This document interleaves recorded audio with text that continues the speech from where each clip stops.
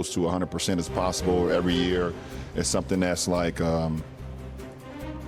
it's a beautiful thing for me, you know, and just continue to challenge and see how well I can, you know, push myself to, you know, play the game at a high level, recover at a high level, be able to sleep better, mentally prepare, try to stay sharp throughout the course of a long season, and just like the roller coaster of an NBA season. That's all like gratifying towards me, to me, no matter the good, the bad, the ugly. Like I love that process. So I think that's all. It's a bigger. There's so much that goes into it, you know, more than just, you know, picking up a basketball and shooting it at the rim. LeBron, Brad Turner from the LA Times. How you doing, Brad? Nice to meet you. Back again.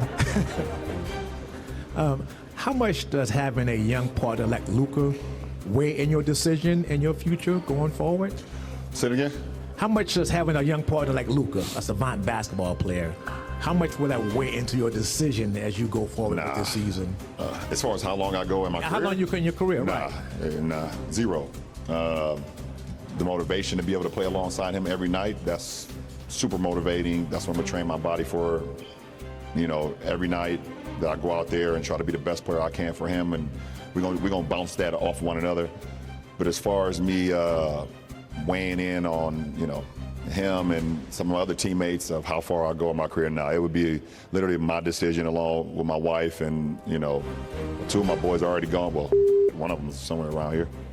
Yeah, Bryce is down there in Tucson, so he's out the house. So it'll be a decision between, you know, me, my wife, and my daughter. Like, that's not even, it won't be, hey, having a meeting with my teammates. It won't be that.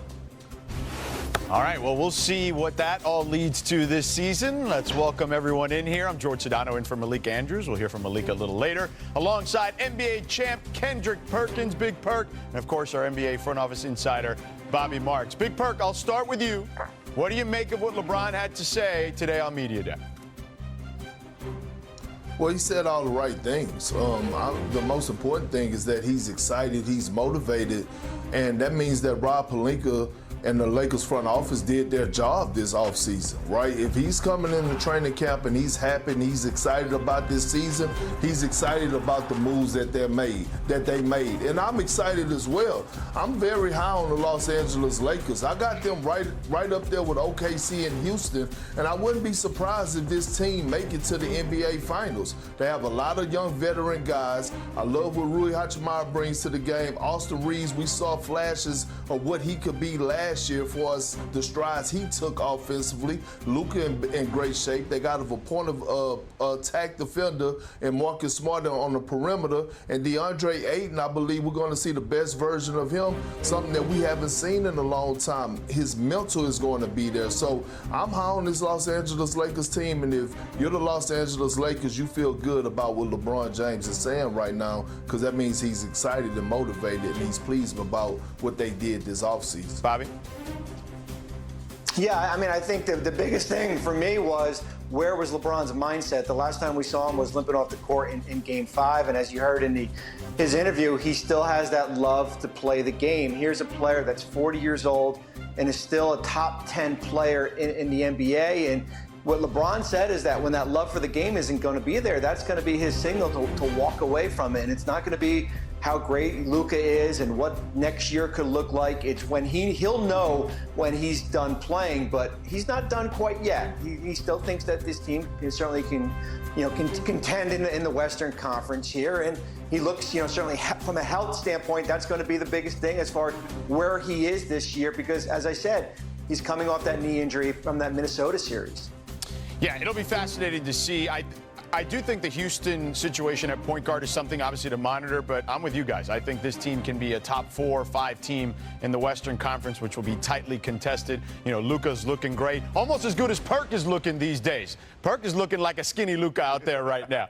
All right, let's move on here. One of the storylines medium, George. Oh, medium, okay. One of the storylines that's dominated the offseason has been the NBA's investigation to the alleged cap circumvention between the Clippers and Kawhi Leonard. Kawhi has yet to speak on the allegations, but while we wait for Leonard to hit the podium, here's a straightforward denial from Clippers President of Basketball Operations, Lawrence Frank. The salary cap governs everything we do. Our mission every day is to build the best team we can under the constraints of the cap. There is no gray area. There are no secret shortcuts. It's clear what we are and are not allowed to do. The accusations made against us are serious, and they don't line up with my experience, my reality. We will cooperate with this investigation and let this process play out. But we're eager for the whole truth, the whole picture. We're very confident that we're on the right side of things. Dennis knows the rules, Kawhi knows the rules, Mitch Frankel knows the rules, and we know the rules. Bobby, where do you lie on all of this thus far? Yeah, I mean, it's similar to what I said a couple weeks ago when I was on the show. What the optics say and what the eventual proof will eventually say are probably two different things here. Listen, we live in a world where salary cap circumvention is the cardinal sin when it comes to how the league looks at it and how the teams go about their business here. And I believe what Lawrence Frank said on TV or when he did his media conference earlier today. They're not going to salary cap circumvent to basically go out and pay Kawhi Leonard more than what they already paid him, which was the maximum salary allowed here. We'll let this investigation play out. If they are convicted of it, yes, they will pay a significant penalty. But until they are convicted of it, I believe where the Clippers are right now. Medium Perk?